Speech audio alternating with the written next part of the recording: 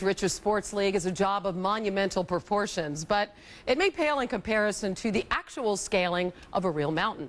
NFL Commissioner Roger Goodell, rather than kicking back on a beach during his summer vacation, decided to climb Mount Rainier in his spare time.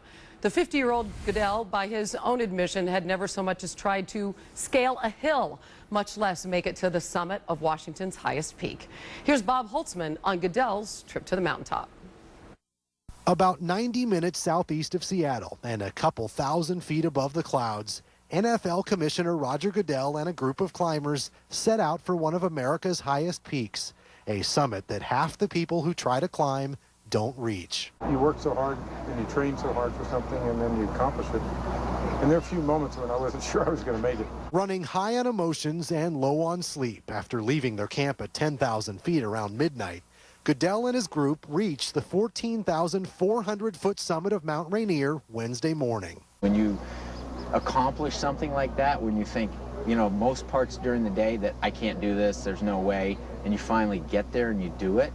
I mean, he was speechless for a while, and you could tell there was so much joy in his eyes. It's a real challenge, both physically and mentally and emotionally. You're fighting your own emotions and your own self-doubt about whether you can get there. So it was actually a great experience. I can tell you after 3 days with him, 24 hours a day, and watching what he did and what he overcame and some of the fears he had to overcome, guys, it's pretty special. It's a pretty special man. This climb raised more than $400,000 for the United Way.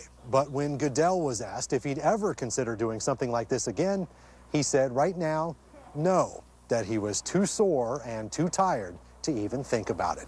Near Mount Rainier, Washington, Bob Holtzman, ESPN.